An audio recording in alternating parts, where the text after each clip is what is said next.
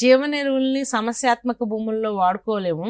ఎందుకంటే అక్కడ ఉదజని చూసుక ఎక్కువ ఉంటుంది. మళ్ళీ నీళ్లు మురుగుడుగా ఉండిపోయి నీళ్ళ యొక్క నిల్వ శక్తి ఎక్కువగా ఉంటుంది. కాబట్టి ఈ సూక్ష్మజీవులన్నీ మనం వాడేవి ఏరోబిక్ సూక్ష్మజీవులు అనమాట. గాలి ద్వారా ఎక్కువగా బతుకుతాయి. కాబట్టి ఈ గాలి అవసరం ఉంది కాబట్టి మురుగునీరుని తీసేసుకుని ఈ సూక్ష్మజీవులను అప్లై చేసుకోవాలి.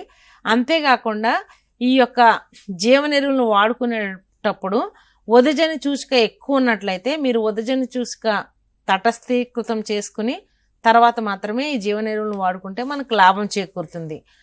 అంతేకాకుండా ఇక్కడ మీరు ఒకవేళ సమస్యాత్మక భూములు ఉంటే పచ్చిరొట్ట ఎరువులను ముందుగా వేసుకుని పచ్చిరొట్ట ఎరువులతో పాటు జిప్సం కూడా వేసుకుని మనం ఎక్కువగా ఈ వరి పంట తర్వాత పంట అంటే సంవత్సరంలో 3 సార్లు వరిని పండించకుండా తప్పనిసరిగా విధిగా అపరాల పంటలతో మనము ఈ యొక్క భూముల్ని సాగు చేసుకుని ఆ తర్వాత ప్రధాన పొలమైన వరి కానీ లేకపోతే ప్రత్తి కానీ మిర్చి కానీ మనం పండించుకున్నట్లయితే ఎక్కువగా లాభం ఉంటుంది.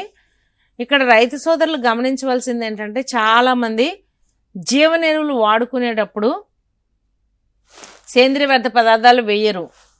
పంట కాలంలో కూడా మధ్య మధ్యలో వేస్తూ ఉంటారు. దానివల్ల జీవన ఎరువుల యొక్క లభ్యత తక్కువగా ఉంటుంది.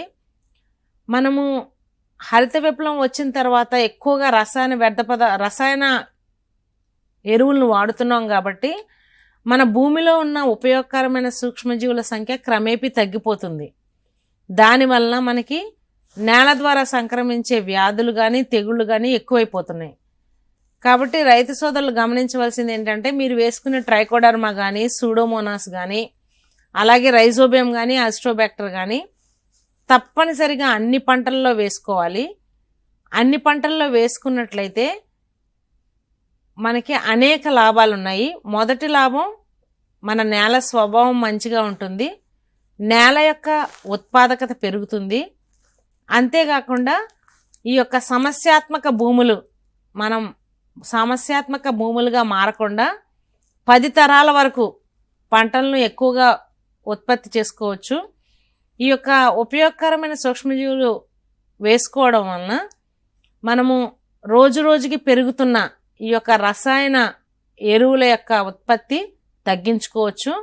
రసాయన ఎరువులు వేసుకోవడం వలన మనకి నేల యొక్క కాలుష్యం రోజు రోజుకి పెరిగిపోతుంది. రసాయన ఎరువులను ఉత్పత్తి చేయడానికి అంటే 1 కేజీ నత్రజనిని మనం పరిశ్రమల్లో ఉత్పత్తి చేయాలంటే 12 కేజీల వరకు మనం ఈ యొక్క కార్బన్ డైఆక్సైడ్ని వాతావరణంలోనికి ఉత్పత్తి చేస్తాము.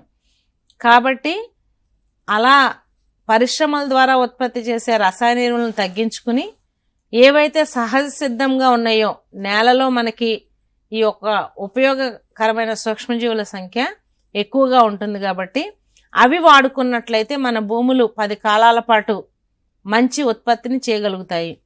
కాబట్టి రైతు సోదరులు గమనించవలసింది ఏంటంటే మీ ప్రతి పంటలో జీవన ఎరువులను తప్పనిసరిగా 10 నుంచి 25% వరకు వాడుకుని మీ యొక్క పంట ఖర్చును తగ్గించుకుని మంచి ఉత్పత్తి సాధించాలని కోరుకుంటున్నాము.